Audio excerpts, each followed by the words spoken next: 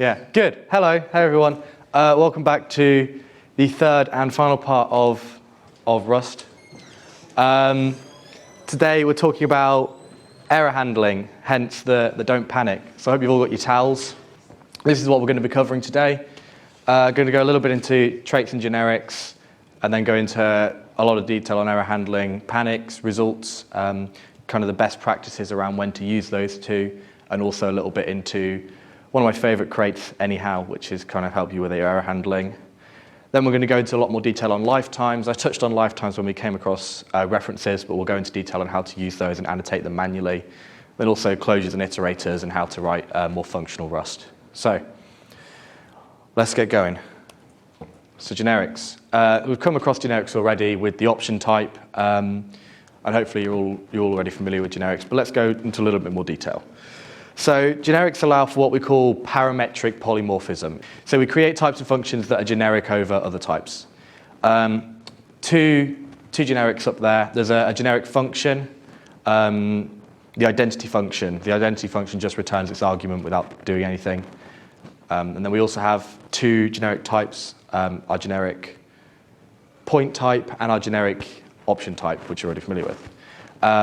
The impl block there for the point type. So we impl t for point t, so we introduce the generic parameter with the impl block. So the entire impl block is generic over that parameter t. And we can see that the t parameters in the new function match the t parameter that we've made point generic over. So just take a look at the syntax for those, note where the angle brackets go, and note that we introduce that parameter in the impl block straight away instead of with the type or with the function. So what makes generics really, really powerful is when we use them in combination with traits. So just as a quick refresher, here's an example of a trait. This is one from the standard library. It provides an interface to allow types to be converted to strings, hence the very descriptive name. Remember that traits are interfaces describing abstract behavior, and then types implement traits to provide a concrete implementation of that behavior. So our toString trait says it has a method toString, which doesn't say much on its own. It just says this is how you can convert something to a string, and then types will implement that function to say this is how you turn me into a string, and then we have that generic behavior over everything that implements toString. So if we have a simple person struct here, for example, we can implement toString for it to describe how person can be converted to a string. So we use the format macro there to just do some string fuckery and take those first name and last name strings, put them in one string, return them. Hopefully this isn't too difficult because we touched on traits last week, but quick refresher. So what if we wanted to write something like this? We wanted to use our toString method and write a function to convert things to strings and then add some bold formatting. So we'll just use two asterisks to default to denote bold formatting for now. We just add stars to either side of it. So something like this function might work. We take a value and we call toString on it and we add asterisks either side. But how does the compiler know that original, this value here, this type t, has a toString method? Well, it doesn't. So if you were to run this, you'd get an error. This is what we do. This is where trait bounds come in. We bound generic types with a trait. So we say t colon toString, and this means any type t where t implements toString. And this tells the compiler that we can call original toString because t implements the toString trait. We know this because we've introduced the bound on the generic. So this is kind of really why we have traits. We can specify the abstract behavior of toString, and then we can use it in generic functions. So we don't need to know anything about the implementation of toString here. We just know that t has a toString method. We can call it, and then the compiler will sort out finding the implementation of toString from the type that we pass in. Trait bounds generics, very useful, and these form the backbone of Rust's type system. But trait bounds can get a bit messy. This is a real trait from the futures library used for async programming. So what this does is we're implementing the sync trait on a type called with, The sync trait itself is generic over a parameter u, and the width type is generic over 5 different parameters. So this is messy, but I've shown this example on purpose because it uses a where clause.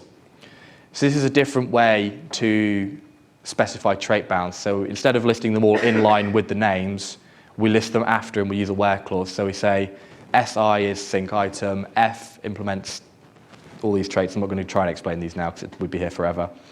This example is deliberately messy, but I wanted to show you what it can look like and how bad it really does get. So another thing we can do with traits is we use trait objects for dynamic dispatch. So let's say we have a graphics program. We want to represent like a screen or a display we can draw onto. And that screen is composed of a list of components that we can draw onto it. So we have our struct screen, and in that screen is a list of components.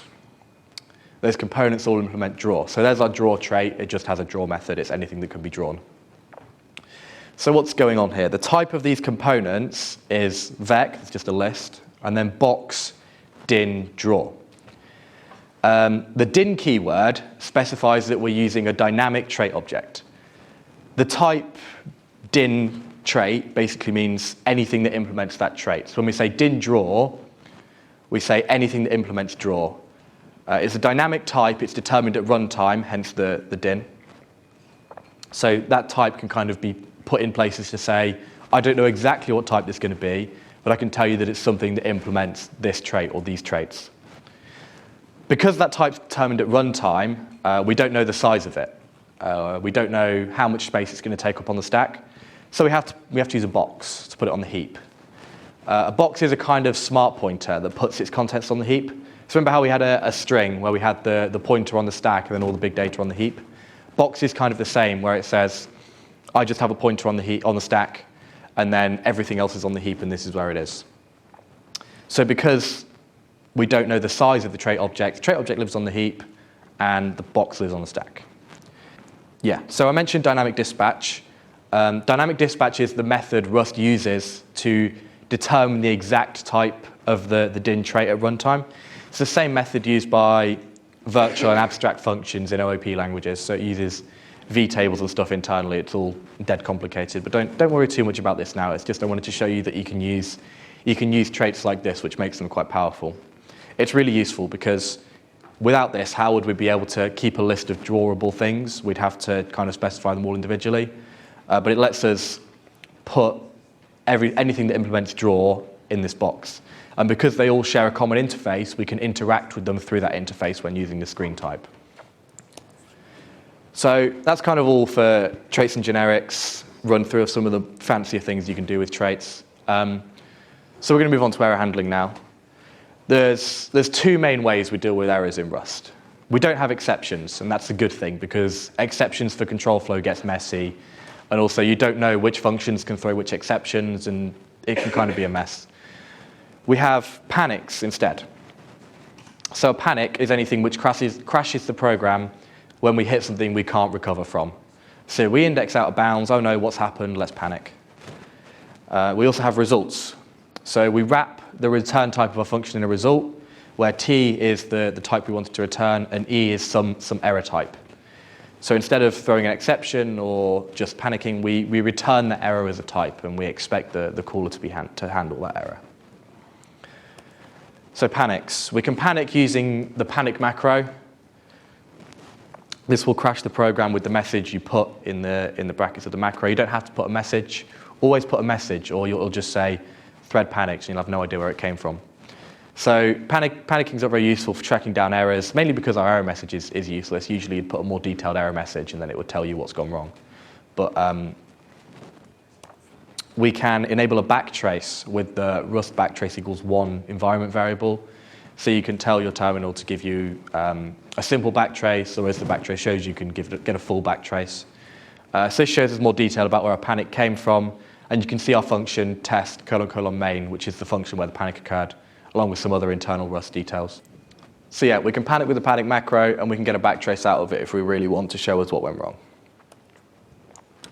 So when do we want to panic? The general idea is errors that we don't expect or that may cause safety issues, or the program has entered some bad state because some invariant's been violated. So for example, indexing out of bounds. We don't want people to be able to read data past the end of a buffer because that's a big safety issue. For example, if you had an array that was 10 long, then just after your array was your password in memory, you don't want people to be able to read past your array and get at your password. Rust bounds checks that. Rust will also panic when it tries to allocate memory if it can't allocate memory. This is actually a key one because it's one of the big issues being worked on with Rust in the kernel, in the Linux kernel, because if you go to allocate memory in the kernel, that can quite often fail, so you don't want to crash every time. So Rust in the Linux kernel uses its own custom memory allocation implementation that doesn't panic, but usually when you're writing Rust, if you run out of memory, it'll panic. Also, if you violated some invariant, you can have assertions in your code that will panic when violated. So for example, if you want to read in some input and it always be 10 characters long, for example, you can panic if it's shorter than 10 characters, if it was important that it was only 10 characters. We can crash, burn, panic, whatever, but the alternative to this is to return an error. The way we do that is using the result type. So it's just another enum, very similar to option. So we have, like option, we have a box, and in that box is our result. But as well as the return type of our function, the thing we expected out of our function, there also may be an error. So if the return type of a function is result, then the function expects you to be able to handle the error case, and it's telling you, look, I'm going to return what I expect to return, but it also might return an error, and I need you to handle that. So here's an example of a function that returns a result. The file open method will return either the file handle, which allows you to interact with the file in the usual ways, or an I/O error, which describes what went wrong. We can use pattern matching to handle this, as shown, but usually there's lots of methods of result to help you. So take a look at the Rust doc for the result type. There's lots of great methods, and you can kind of chain them and stuff. Result is actually either monad in Haskell, so all those methods are there as well. So you can kind of treat it like that. For example, we can unwrap our result, which will just convert it to the T type. This will just get the result we expect, get the return type we expect. In this case, the file handle. Or if that fails, it will panic. This is bad. Don't use unwrap. Never use unwrap. If I catch anyone using unwrap in your code, I'll be very upset. You should at least use expect instead, which is exactly the same thing, but it will panic with an error message. So at least put an error message when you're going to unwrap. You should always handle the error, though, because if a function is returning an error, it says, look, this is something I expect you to be able to handle. So what do error types actually look like? We return an error type, but what is this error type? We could just use a string which gives an error message or describes the error, but that's generally bad, as it doesn't give much other context, and it doesn't allow us to handle the error in a structured way. So this is the error printout we get when running the code on the previous slide, when trying to open a file and the file that fails. You can see we have a struct, the OS struct. It gives an error code, an error kind, so the kind of the error was that the file was not found, and it also gives an error message, no such file or directory. This is another example of an actual definition of an error type from the standard library. This is parse char error, which is used when parsing a char from a string. So we can see that the error struct has a single field, this enum, which describes the kind of the error. And then this enum, char error kind, enumerates everything that could go wrong when parsing a char. It enumerates all possible kinds of problems that may happen. This is a really good example of how we can encode errors in Rust's type system and take advantage of enums, pattern matching, and the general strong type system to give us strong guarantees at compile time of what can go wrong. So because we enumerate everything that can go wrong, and the function only returns things that can go wrong, we've not got panics, we're not throwing exceptions all over the place. Either the string is empty or we have too many characters, and that's explicitly encoded in the type system. This also kind of makes it nice when you're trying to handle errors in a structured way. For example, if you tried to pass a char and you get too many chars back, you can say, oh, I need to kind of pass less chars in and then recover from that error. So sometimes we don't want to handle the errors ourselves because we can't. And we just want to propagate the error back up to the function that that call does. So something like this. So if we match on a function that returns results, so maybe foo might return something, it might return an error. If we return something, that's great, we just pull it out. If not, we return the error back to the caller. This pattern is very, very common. In fact, it's so common, it has its own operator. So we have the question mark operator, which is basically equivalent to that match expression I just showed in the previous slide. It allows us to easily bubble errors back up to the caller. So we have a function here that opens a file, prints the contents, and returns the contents. The question mark operator will kind of unwrap the result, but instead of panicking on failure, it exits the function early and returns the error. So you can see we bind the result, we bind the string that we get from reading to string to contents, but if we get the error out of the function, we bubble it back up to the caller. Note that we can only do this, however, if the function we are currently in returns an error of the same type. So read to string returns an IO error, and the function we're in returns an IO error, so we can do that. But what if the errors have different types? What if we have functions that return different error types? So like in the main function here, we convert a hex string to a U32. We convert a vector of bytes into a string. And yes, that's actually the bytes for the crab emoji. And we also try to read a file. All of these functions have different error types, but we still want to be able to use the question mark operator with them to make it easy to handle. So this is where you can use trait objects. This is an example of using trait objects. So all error types implement the error trait, and then we could say the error type is anything that implements the error trait, and this is what we're saying with din error. It's just any error trait type. So we can do some quite cool stuff with trait objects and the error trait to make handling errors very easy. The return type of main can actually be that, by the way. Main does have a return type, and that's it. So this allows you to bubble errors all the way back up to and out of main. And then if main returns an error, it's just printed to the console and exited early. So as I said, when writing error types, they should implement the error trait.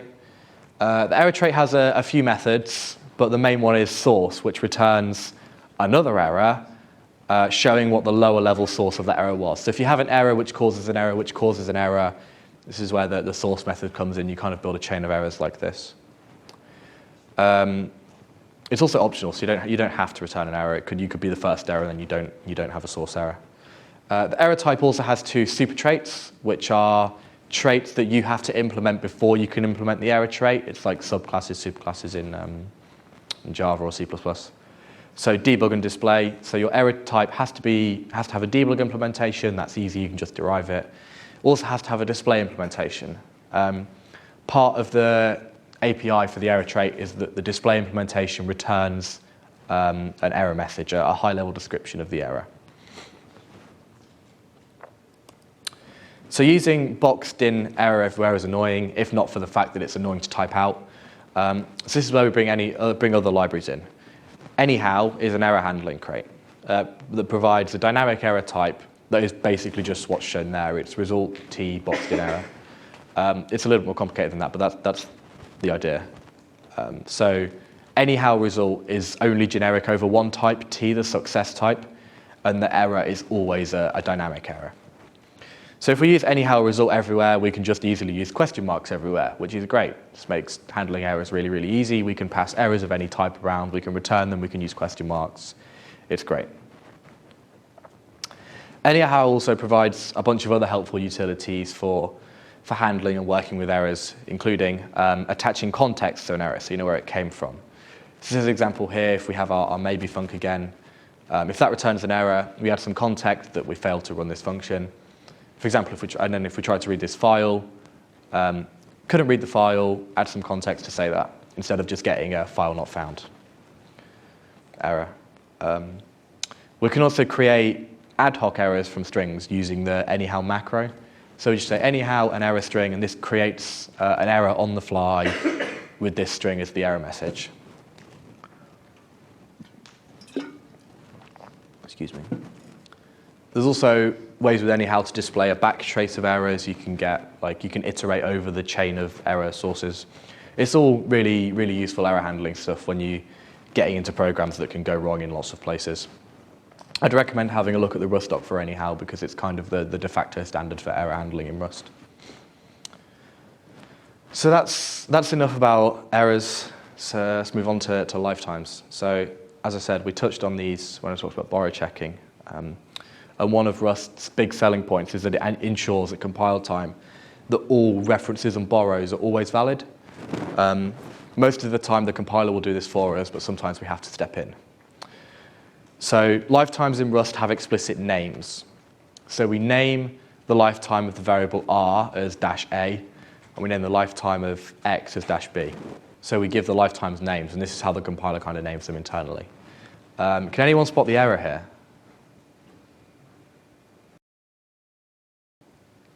Yeah? Well, like R is set to a reference to X, but then X goes out of scope. That's correct. X does not live long enough. So we borrow X, then the borrowed value does not live long enough, and it's dropped there while it's still borrowed. Yet another fantastic compiler error. So we say that the lifetime B is shorter than the lifetime A, and we can't bind something with a shorter lifetime to something with a longer lifetime. So because the lifetime of A is longer than B, we can't bind X to R. So there's another example here. This function returns the largest of these two string slices. We're messing with borrows here, so the compiler needs some help and wants us to annotate the references with lifetime parameters manually. If we try to compile that, this is the error that we get. It tells us it's missing lifetime specifiers. I don't know what you're trying to do. But it also tells us exactly what to do, which is really helpful. So we introduce explicit lifetime parameters. So we use that -a syntax to introduce a generic lifetime parameter. So functions can be generic over types. They're also generic over lifetimes. So we annotate the references with the lifetime to explicitly tell the compiler how long these borrows live. In this instance, we say that the output reference lives at least as long as both of the input references. That's what those annotations mean. These annotations are part of the function signature and become part of the contract of the function, meaning the two input references must have the same lifetime, and the generic lifetime will reduce to become the shortest of the two input lifetimes to uphold that they are the same. So let's look at an example using this function. We have two strings, string 1 and string 2, and this will error because the compiler cannot guarantee that the variable result lasts at least as long as both strings. So string 1 has the same lifetime as result. They both go out of scope at the same time. But string 2 has a shorter lifetime because it's created in that inner scope.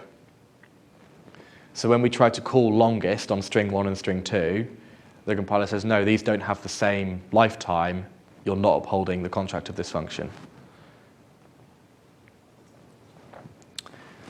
Another thing to note with function lifetimes is that the output lifetime has to derive from the input lifetime. So although this is annotated with lifetimes, you think, oh, we put the annotations in, the compiler's happy. It's not. This is not valid. The output lifetime doesn't match the input lifetime. So what we're trying to do is, it's clearly invalid. We're trying to return a dangling reference, and the compiler sees straight through you. So functions can have lifetime parameters. Functions can be generic over lifetimes, but types can be generic over lifetimes too. So what if you wanted to create a struct that contained a reference? You'd have to guarantee that the struct had the same lifetime as the reference it contains. So we make this struct word generic over the lifetime, the same we make it generic over a type. So this struct word has a lifetime parameter that matches the lifetime parameter of the reference holding it. Then in the impl block, we can see that the lifetime of word and the lifetime of the input string, they match. Here's an example using this struct. We can see that we create that variable first at the top, which is going to hold the first word of that string. And then in this enclosing scope, we create our sentence and assign the first word of that sentence to the variable first. But because the sentence goes out of scope before the variable first does, it's invalid because the lifetime parameters don't match. And this is how the compiler knows all this, because it looks at the lifetime parameters. So that's lifetimes. That is complicated. It's very unique to Rust. It's not something you'll have come across before. But it's something you just need to play with. So have a look at the examples. Take a look at the Rustlings exercises linked on the first page of the RS118 website is worth having a look at. It's got some really good lifetimes exercises. But for now, we'll move on to closures. Closures are anonymous functions, similar to lambdas in other languages, which hopefully you're all familiar with, lambdas, anonymous functions, that kind of thing. Closures allow us to define functions in line, which is useful because we can then just treat them like variables, pass them in and out of other functions, etc. So this first closure here shows the full syntax for a closure. The arguments go within the pipes. You can annotate the closure parameter with types. You can annotate the return type, and you put the body of the closure in the brace scope block. But you can usually omit most of that syntax and just use the pipes, and then the expression following that immediately. Body of the closure. This kind of reduces the syntactic noise a lot. So the second line will be the syntax that you'll see a lot more for using closures. You'll rarely see annotations on it because the compiler can infer it really well. Like the third line there shows how we can just call closures like it's a function, because it is a function. And the fourth line there, we take a range of numbers, so 0.10. This is the syntax from creating ranges on for loops. And we use the closure as an argument to the filter function. So what filter does, it will remove all the elements for which the closure doesn't return true. So we pass it a closure is even, which will return true for even numbers. The filter method will apply that function to every number in that range, and then keep only the ones for which it returns true. So this is where closures are kind of useful. We can create a little function in line like that instead of creating like a whole separate definition for just is even. So closures allow us to define inline functions, but they also have superpowers because closures close over their environment. And I'll explain what that means. So consider this example where we have a closure area. The closure is referencing a variable from its enclosing scope, which is allowed. With closures, we can use variables and name from the scope we're currently in. The closure closes over that scope and capture any variables they use. So because pi is not an argument to this closure, but because it's in the surrounding scope, we can do what we call capture it anyway, and we just use it. The closure will create a copy of that pi variable. So pi here is used within the closure, even though it's not a parameter. We use the map function to apply the closure to every item of that array. So what about this example? Can anyone guess what this prints? Yeah? Will be 1, 2, 3, 4, 5. It will be 1, 2, 3, 4, 5.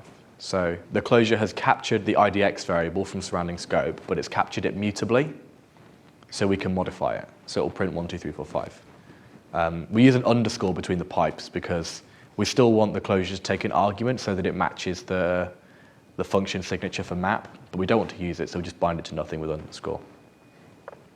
So closures can capture from their scope by reference, by mutable reference, or by value, depending on what you specify and how the types are inferred. And this all interacts in the usual ways with borrow checking rules and lifetimes and stuff, and it can get quite complicated when you start combining lifetimes and move semantics and closures, so I won't get too much into it. But there's an example linked on the page for these notes that explains it really, really well, and recommend having a look at that if you're interested.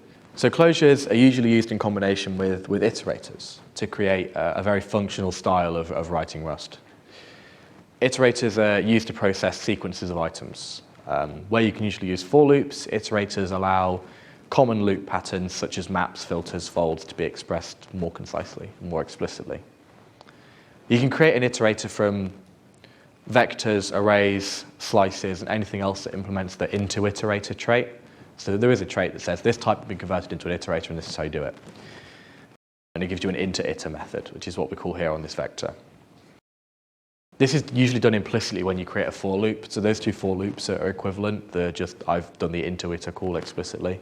So we can call .iter to create an iterator that borrows each item, or by default into iter will create a consuming iterator. So that will consume the vec and yield by value. So that's the iterator trait. There's lots of different kinds of iterator. there's lots and lots of different kinds of iterator because the actual iterator type itself isn't important, it's the trait that's important.